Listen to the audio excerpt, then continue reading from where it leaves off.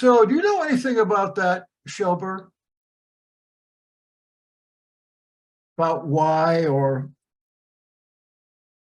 if, well, if the sacrificial system was set up by Elohim, or was it something they all set up and just gave him the honor of it? I mean, I would, I don't know. I would say that you could see some elements that he was trying to teach us about himself as far as how set apart he is, but he Oh, yeah. used sacrificial elements. I mean, if that's man-made, then that's a huge coincidence, but uh, I would have to say it doesn't seem man-made to me. Mm-hmm. I've run into Ebionites that definitely think that it shouldn't be in the scripture, that he didn't do that. He had no reason to do that. Of course, it leads to nullifying the atoning sacrifice.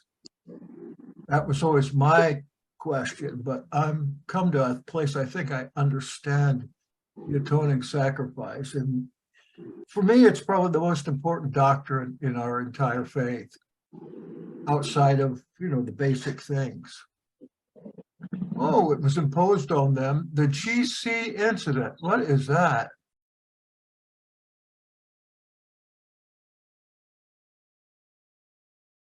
Type it up, if you would, Vicky. Gold. Oh, yeah. Apis or Apis. Apis. Yeah, I want to talk a little about that too. Apis. So I'm going to move over to my notes, and I'm going to ask you to please chime in anytime you have some insight in this, because this is one of those cases where the more you have, the better. And then at 9 o'clock or before, we'll break into our leadership meeting. We've got 4 different things or so to discuss on there that we just need to come up with an answer to immediately. So what you eating there, Gregory Smith? I'm chewing gum. Okay. It's a nice thing. You can chew gum. That means you have some teeth.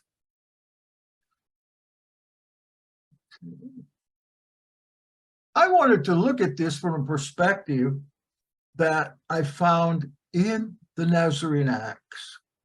I don't know about you. If you ever read this book or maybe even heard of it, you probably heard of it. Let's see. I wonder if anybody here could give me a little text or something if you haven't.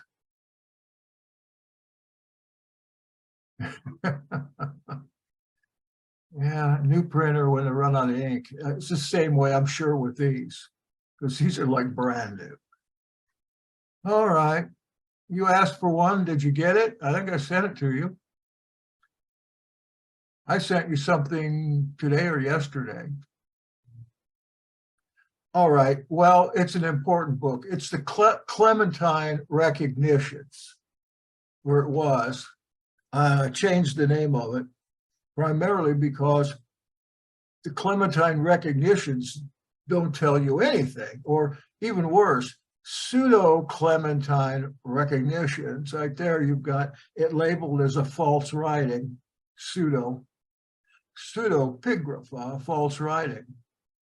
And this, as I mentioned before, when I first found this book, it only had like the first chapter in the text that I was looking at it. And I was so intrigued that I began to look and look and look. And this was back years ago. And so I had to go on a library to look and try to find it someplace. And I found it in a little seminary's library, theological library in Tennessee. I couldn't find it any time else. Of course, this is right on the nib of the time when the internet was just beginning to become popular. Email was just getting popular. And I requested to borrow that book. It was in there. It was, what do you call those books? They're books of worth. They put them in a little library and lock them up. Rare books. There you go. It's not rare anymore. And so I had to get the permission from a faculty member of a major university to get this book out of the library, which I did. I was living in Pensacola at that time. I tracked the guy down, an emeritus professor of some Christian thing at maybe the University of Florida. Tracked him down, went to his house, and we talked about it. And he said, sure, I'll go ahead and vouch for you on this. So I got the book and I put it on the copy machine as fast as I could. Well, am I breaking the law there? No, because any copyright that would have been on this book expired in the 5th century or so. So it's expired. You know, you can take an expired book that was under copyright and you can actually sell copies of it if you think you can. And I noticed that my version of the Clementine recognitions and homilies has already been copied because I don't put a copyright on my stuff. I think my thought is as many as I can get out, the better, because it's not me that I'm trying to enrich, but the word of Elohim. And this book is so packed full of early information that there's just about anything you can think of that you can find in there. And it comes to the voice of Kefa. And scholars today are having a new renaissance with this book. They are finally coming around. Since about 1985, they started to come around on this book as far as the authenticity of the words and the acts in the book. And of course, starting with, well, one was Robert Eisenman, of course. He was about the second one to really pay attention to it.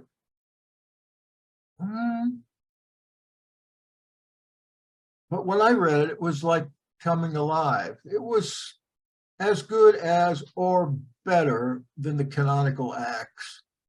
I really thought it should be in there, except they can't find any originals for it.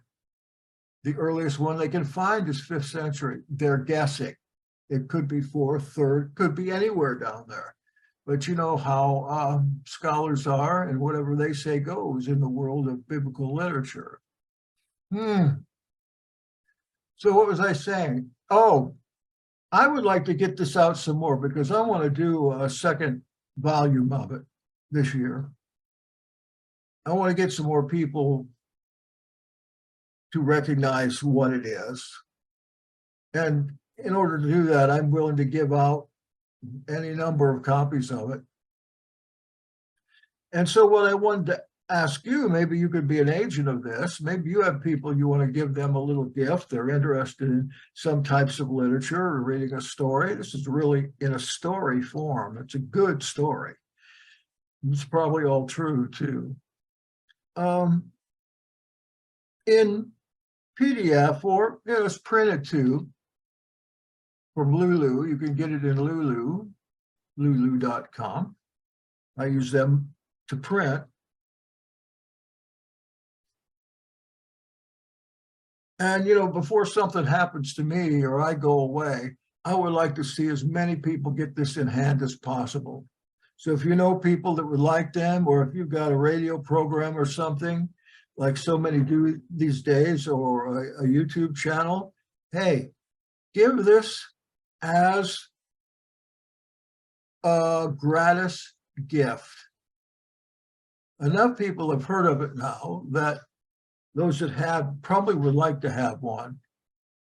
And I've given out thousands of them free of charge. And it's for sale printed. I can't give those out because I have to pay for them. So there you have it. If you'll do that, if you've got something going, if you have friends or relatives that might be interested in the Hebrew life, what I did to this book is I got it out of the church pew, re-Hebraicized it as it would have been in the first, and then got it out in ways, many ways, that were cheap and people responded to. I have an audio book of it too. It's got, this thing's got 300 pages. The audio book has 4 hours more of stuff in it. Think about that. Maybe mention it in prayer. I'd love to see another 1,000 of them go. So before we get started, let me give you a quote from the Gospel of the Ebionites. You know who the Ebionites are? In the Acts of the Apostles, they're called the poor. Ebion means poor in Hebrew, I understand. The poor people, the poor of spirit, the plain old poor, the people who live on the other side of the railroad tracks. Listen to what the Ebionites say. This is in the mouth of Yeshua, I have come to abolish sacrifices. He comes right out and says it there. And if you do not stop sacrificing, the wrath will not cease from you. It's just good words to put in Yahshua's mouth, because he came at the time when Yahweh just decided to do away with this whole thing. He was not only the last sacrifice for sin, but he was also the last herald of the last sacrifice, the last gospelier, we might say, of the last sacrifice, the last word, the last warning. So I would certainly think that he would have said something like this or very similar. And it's not something that you would probably put in a canonical gospel, but it goes well in the Gospel of the Ebionites. But I would ask you, if the Ebionites come to you to try to convert you, stay away. Even if it's our former bishop of the Yahad, stay away. Because in becoming an Ebionite these days, and so many of our people have, honest to goodness, you eventually have to give up your satisfaction that Yahshua's sacrifice was the last. And you have to give up the idea that things are cleansed with blood. Everything in the scripture is cleansed with blood. Now, we don't want to get our hands bloody. We don't want to get too close to that. It would be nice for us just to put it all away. But we have to look at the entire plan to see what was going on at first with these sacrifices and what was going on at the end with those that did it getting rich as Croesus and not sacrificing anymore just to Yahweh Elohim, but rather to the gods of the Romans and the Greeks and the pigs. Now, let me take a look here. Oh, there we go. Isaiah 1, verse 10. You probably already thought about this. YHWH says, by the voice of Yahweh, you rulers of Sodom. He's calling Jerusalem Sodom at this time through the mouth of YHWH. Give ear to the teaching of our Elohim, you people of Gomorrah. A second insult. What to me is the multitude of your sacrifices, says Yahweh. I have had enough of burnt offerings, of rams, and the fat of well-fed beasts. I don't delight in the blood of bulls or lambs or goats. Bring no more vain offerings. Incense is an abomination to me. Your new moon and Sabbath and the calling of convocations. I can't endure iniquity and solemn assembly. Your new moons and your appointed feasts my soul hates. They have become a burden to me. I am weary of bearing them. This doesn't say anything about the institution of sacrifices, but it certainly says a lot for the people that were actually doing the sacrifices, because they're very much like today's religious people in that they pay lip service. They show up when the preacher calls or the bishop calls. They'll show up. They'll show up on the great pagan holidays of Christmas and Easter.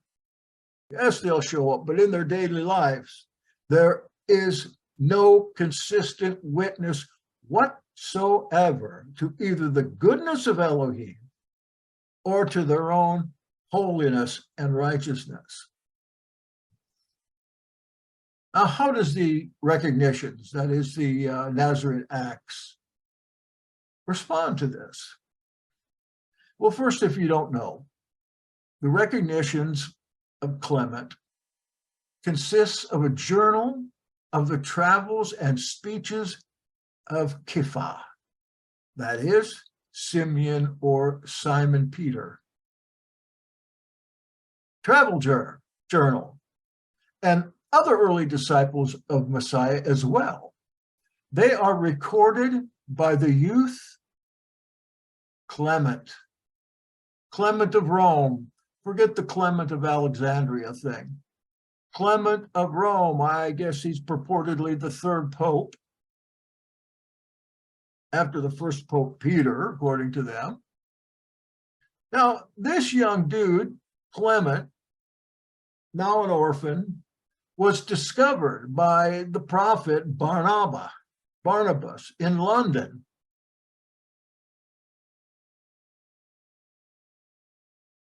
I think that was Rome, not London, in Rome. I should say that Clement discovered Barnabas. And Clement, even as the youth he was a cousin to the Flavians, because his name was Flavius Clemens. He was a cousin to the ruling house in Rome. And not only that, but his brother and his father are the ones that conquered and tore down Israel in 70 AD.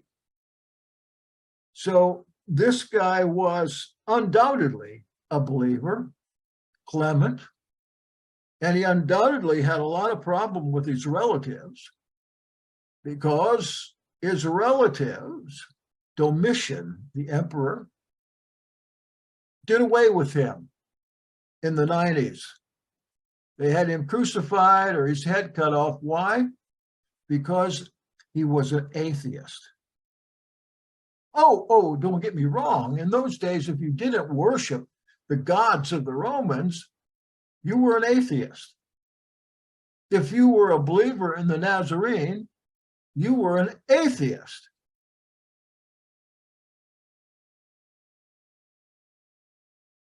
If you followed the religion of Heliogabalus, one of the later emperors, and a weird guy he was, then you were an atheist. Any religion that was not given the right foot of fellowship, the right hand of fellowship in the Roman pantheon, were atheists. So they killed him, really, when it comes right down to it, as a Christian. Clement, they finally got him. But there was some retribution here. Somebody finally got Domitian too.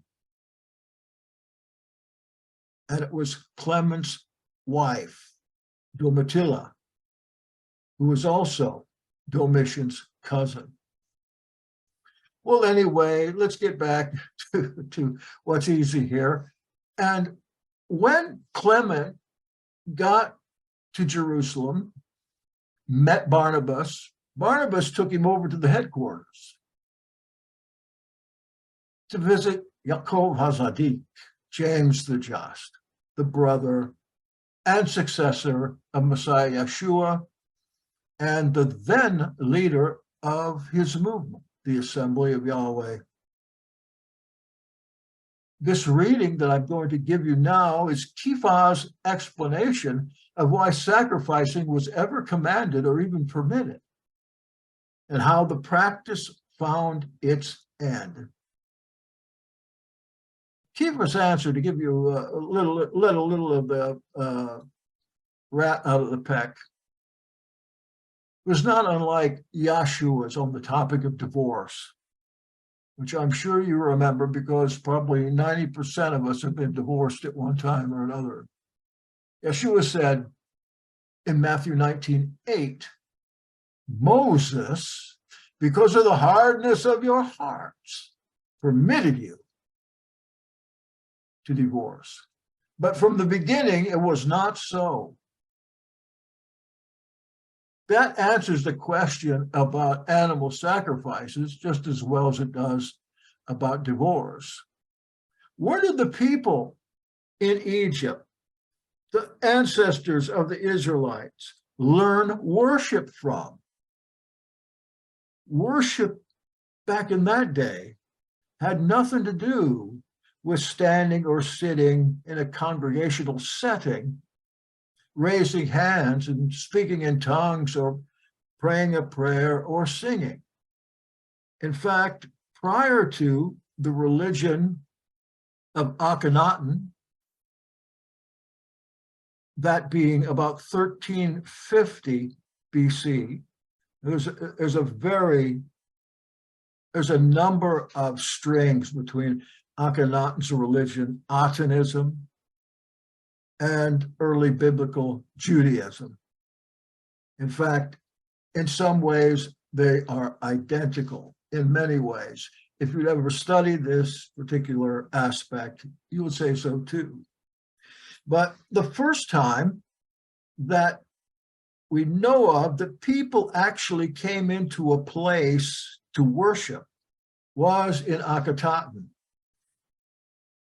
Let's see. Yeah, that was in southern Egypt, down by the Aswan Dam. And imagine, first time people came into a building. Before that, people outside were only told what worship was all about. And they knew when they were worshiping because there would be meat all over the place. Only the royals went to worship, and they were spectators. Atenism changed all this. Akhenaten built the largest temple ever in the whole world. Today, it's still there in its foundations in the city that was called Akhenaten. And if you're interested in that temple, you can find it. It's the Ezekiel Temple. It's a so-called third temple in the book of Ezekiel.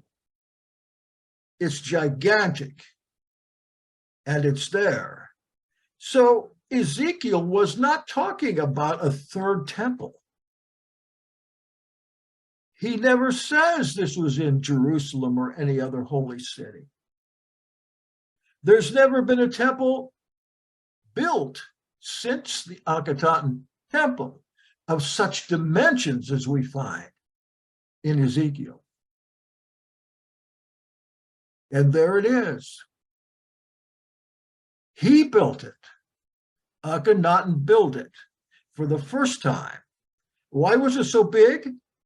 Because his idea was to bring all the people in to this temple to learn worship. Worship by psalms, worship by responsives, worship by music, but not worship by sacrifices. No sacrifices. when there would be a time of worship, usually on what we call the Sabbath, the people of Akhenaten, who were all undoubtedly Hebrews brought from the north down to there, when Akhenaten moved his capital, he had to get some people to live there. And the only ones he could get to go from northern Egypt were the Hebrews. And he liked them anyway because he was a monotheist and so were they. So this gigantic temple full of Hebrews worshiping the religion began to be formed. These people probably knew nothing about Moses.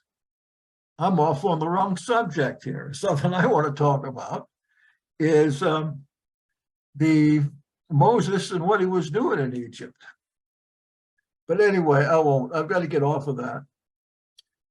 In the Egyptian temples, after Akhenaten, of course, was chased away and his city was destroyed by the priests of the gods of Amun and Apis. And Apis was the most important and highly regarded deity of ancient Egypt. And it was that bull. Remember the bull with the antenna on his head? Oh, I could show you real quick. No, that's me. I thought I can, but I don't know, my screen share doesn't work anymore. It just quit. I guess they thought it was so ridiculous that just forget it.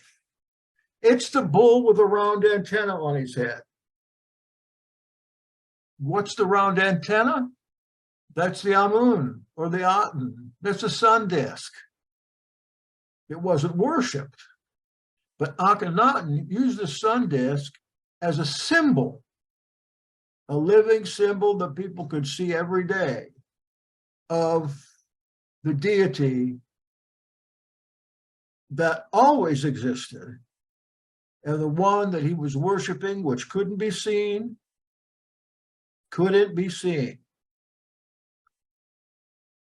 So the original name of Apis was Api or Hapi.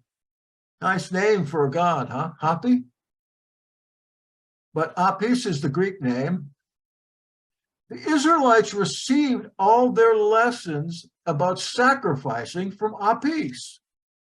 And what are those sacrifices like? The only thing they did to worship was to kill animals. And the people were not allowed in there anyway, except to sneak around. People want to see what's going on behind closed doors.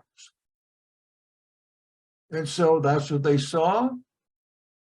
The bull with the sun disk on its head, and everywhere they turned, there they were, statues of them, and still are today in Egypt. Okay, I've gone too far, but let's go back to Kefa in the Nazarene Acts, Recognitions, Book 1, Chapter 35. How did this all get started? Kefa's speaking here. Clement's taking it down.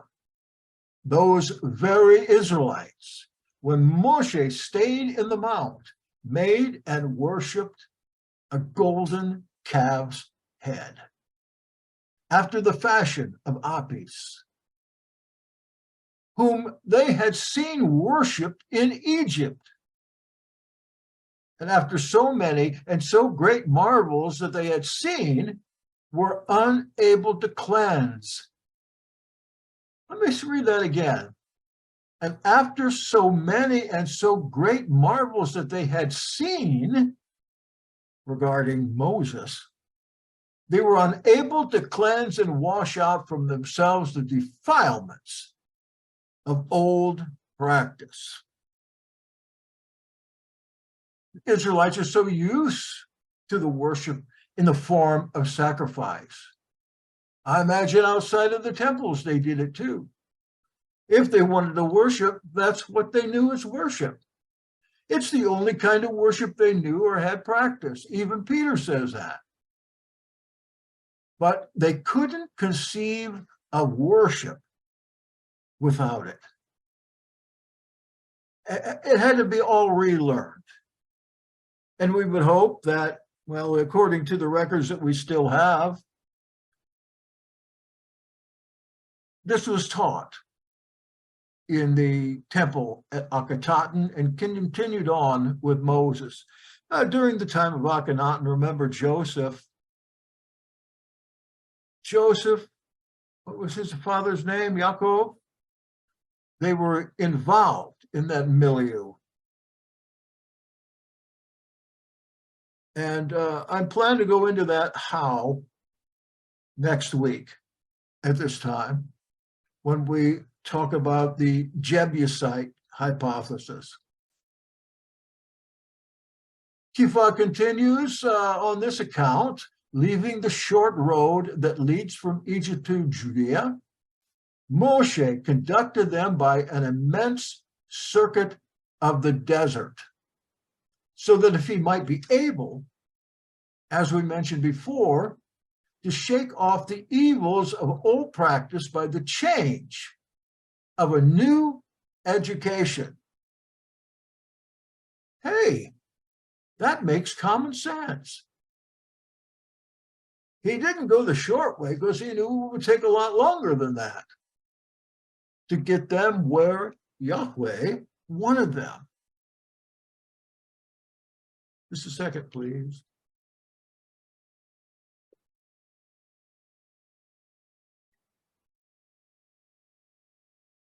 But what's evident here from these words is that in the time of the desert, Moshe made great strides to eliminate that animal sacrifice from the practices of the Israelites, to even taking a slower way to their destination in order to have enough time to do it.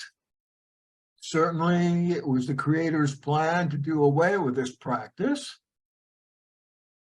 that Yah supposedly said was a sweet savor in his nostrils. I don't know where that came from. That sounds like a human being, especially a human being vastly fed on meat. He would have consulted with Moshe and laid down the value of tapering off over time. I went into a church for my first time, and this was a rural church. It was 3 churches, actually. There were 3 churches. I had to minister at all 3 of them. And I did so for 2 years. But I was also the piano player for these churches. They didn't have any, but they were good-sized churches. Yet there was no talent. It was so far back into the woods of Georgia that the only musicians you would expect to see were a guitarist and a banjo player, and neither one of them in very good shape. And they were using these hymn books from the 1920s in there. I know an awful lot of hymns, a lot. And I don't usually need a hymn book of any kind, but this, every time I opened the book, I had to get something new. I mean, the people there knew these hymns from the 20s, and that's all they knew. So I made a suggestion during one of the evening services when we did singing. I said, we really need to be more contemporaneous. We need a newer hymn book. We're desperately in need of a newer hymn book. I'd like to find that hymn book and teach you some hymns out of it. And then the leader of the church said, well, Brother Snyder, if you need a new hymn book, just leave it up to me. I'll take care of it. I said, no, let me take care of it. No, I'll take care of it for you. Don't worry about a thing. So about 2 weeks later, we had the same kind of meeting, and sure enough, boxes of new hymn books. But they were the same hymn book from the 20s. Now look, you can't just go into a congregation and change something like that. That's what I learned. If you're going to change anything, you're going to do it gradually. I tried to change one church to Hebrew ways. Didn't work. I ended up only being able to stay there for 6 months because I was going too fast. I couldn't stand the devils that were coming out after me. But the next one I did, I took 4 years laying the groundwork. And in a way, I hate to say it, in a way, I'm proud of it. But when it was my time to move, half the church left. Not because so much that I was moving. They left because they didn't want to go back to those dead lacks of discipline that the Torah gave them. Half the church left, maybe more than that. And the one they sent in was a 20-year-old girl to be the pastor of these old people. That didn't work either. So anyway, you can't just get in there and change something. If you want to be a pastor or you're in any organization, you go in and have the power to change something and you do like that, you're going to have trouble. From the Recognitions, Book 1, Chapter 36, when meantime, Moshe, that faithful and wise steward, perceived that the vice of sacrificing to idols had been deeply ingrained into the people from their association with Egypt, and that the root of this evil could not be extracted from them. He allowed them to sacrifice, but permitted it only to the Almighty, that by any means he might cut off one half of the deeply ingrained evil, leaving the other half to be corrected by another at a future time. There's some evidence that Moshe did take this kind of attack, seeing as how when he got to the Jordan the second time, there were only younger people there. The younger people were in charge, who had not, in the last 40 years, been in Egypt, didn't know these things, at least not so much as to be deeply ingrained with evil. Continuing to be corrected by him, namely the one of whom he himself said, a prophet will the Almighty, your Elohim, raise unto you, whom you will hear even as you hear me. Listen to all the things he will say to you. Whoever will not hear that prophet, his spirit will be cut off from his people. I think Peter's got him just right. Now, who's that prophet? Contextually, I think he's talking about YHWH. YHWH bar Nun, or Yahushua bar Nun, the guy with the book in the Bible named after him, Joshua. So Moses allows limited sacrificing since the people know no other way of worship, eventually eliminating part of the problem, leaving the rest of the amelioration to his successor prophet, the one who will come after me. But later, this same text is appropriated to refer to Yeshua bar Yosef, Yeshua HaMashiach. The text is appropriated, just like the one is about Wonderful Counselor, Almighty God, Everlasting whatever. If they would translate that rightly, we might not be so quick to say that that is speaking of Jesus. So I'm thinking that later the text was appropriated to refer to Yeshua bar Yosef, who will do away with the sacrificial system entirely when he comes. He picks up Moses' job there in ameliorating the whole thing to end it. And this section then is ended with a warning. Oh, by the way, there's no reason this can't be accounted for by the history of Yahshua HaMashiach. I have no doubt that this is a double meaning, because when they got to the promised land, who was in charge? Yahshua Bar Nun, son of the fish.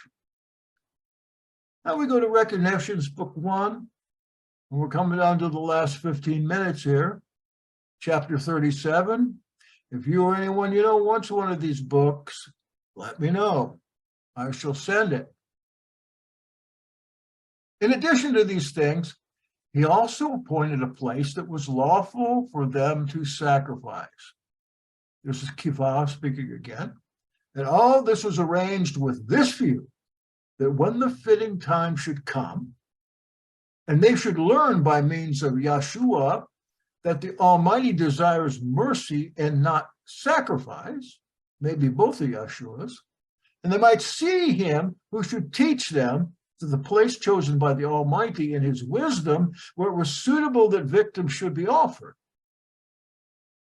On the other hand, so they might hear that this place, chosen for a time, often harassed by hostile invasions and plundering, was at last to be wholly destroyed.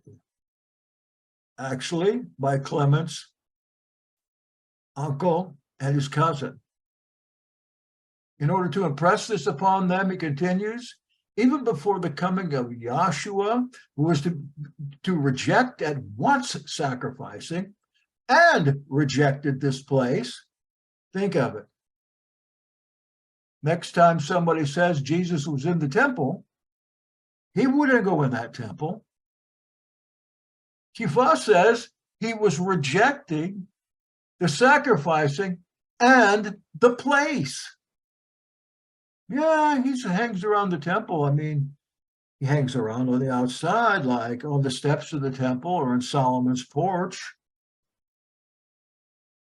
They wouldn't let him in the temple. He wasn't even on the same calendar as them, but he appropriated it so he could go preach to the minions of the lost in Jerusalem, the most evil city on the face of the earth, the whore of Babylon, which was often plundered by enemies and burnt with fire, and the people carried away into captivity among foreign tribes, and then brought back when they appropriated the mercy of the Almighty, that by these things they might be driven away and delivered in the hands of the enemy. But they who do mercy and righteousness without sacrificing may be freed from captivity and restored to their native land. Oh my goodness, does he know what he's talking about here? Because right after his life was over, millions had been killed. Hundreds of thousands, maybe millions, had been sent off into captivity. But very few at this time understood this. Nobody understands it now because the mystery is history. And Kefa continues, for the greater number, though they could perceive and observe these things, yet were held by the vulgar, irrational opinions. For right opinion with liberty is the exclusive right of but a few. There's a quote that should be in the Patriot Post. The ancient Israelites, though they were told to cease offering, cease sacrificing, cease worshiping, were unable to do this with conviction. Could you? Suppose the leader of your worship assembly, a venerable, successful, and famous minister, announced that your new method of worship was coming and that your old method of worship was no longer valid. He says, from now on, you are to bow before your God, which is the life-size statue of a crucified man. A man is made a god. contrary to common sense and contrary to the scripture. To you, this would in no way resemble your lifelong practice of worship. And you would be very reticent to do it, and you just wouldn't do it, knowing you guys, as hard-headed as you are, this is not how or what we worship. You, the Nazarene, would say before you and many others rebelled against this new method. But the majority did not rebel. Then your God would no longer receive the food he needed to work on behalf of the people. Whoever's behind that upside-down crucified man that we're worshiping. Now, this situation is very similar to what the Israelites were experiencing way back in those days, the Moses days. There had to be a compromise before the people could eventually grow to religious maturity, else they would have simply rebelled. And it seems like with the last 3,000 plus years of history, we just know that Elohim does not work that way. He doesn't crack a whip, but he warns. And then finally, the day of retribution comes. Book 1, chapter 38, Kefa continues. Moses then, having arranged these things, something in my tooth, and having set Joshua over the people to bring them to the land of their fathers, went up to a certain mountain and there died. That such was the manner of his death, that till this day no one's found his burial place. Hey, have we heard anything about finding Moses' burial place in Biblical Archaeology Review or the magazine Archaeology or in the Encyclopedia Britannica? Where was Moses buried? Did he really die up there in the mountain? Is that just made up? I don't know. What do you think? When the people reached their father's land by the providence of the Almighty, Kefa says, for some time thereafter, they were ruled not by kings, but by judges, shoftim, and remained in a somewhat peaceful condition under the shoftim. But when they sought for themselves tyrants rather than kings, and with regal ambition erected a temple in the place of that which had appointed to them for prayer, and afterwards, through a succession of immoral despots, the people fell away to greater and greater and still greater impiety. So says Kefa, who's really saying a lot. With compromises on a command from the Almighty came a rash of foolish decisions by the Israelites. Horrible decisions. Decisions reminiscent of President Biden. Down the slippery slope they went with many tragic calamities. Was this Moses' fault for compromising on sacrifices and failing to institute modern worship? I think probably Dathan would say yes. Or was the slide the fault of the Almighty for not at that time lending his supernal power to the reformation of worship, the whip of God? This is not what he does. I'm not going to get through this, but I'll get as far as I can. Probably one more. Thank you for being so quiet and for at least pretending that you're enjoying this. Book 1, chapter 39, Kefa again. But when the time began to draw near that what was lacking in Moses' institution should be supplied, and the prophet should appear, of whom he had foretold by the Almighty that he should warn them to cease sacrificing, lest they suppose without sacrifice there was no remission of their sins. Listen, this is important. Lest they suppose without a sacrifice there was no remission of their sins. I think that's one reason a religious person would be so hard to turn into an atheist. What about their sins? Certainly, Yom Kippur doesn't do anything for our sins. Maybe never did. But it's not instituted anymore. If Yahshua was proven to never exist, what will we do about that? I just read one of, what's his name? Oh, who's the popular professor at University of North Carolina, getting so much attention? Ehrman. Did Jesus ever exist? Was his book. Oh, I found that too, including a lot more great books to sell at the thrift shops. Yeah, my bookstore is still running. What is it, 5 years?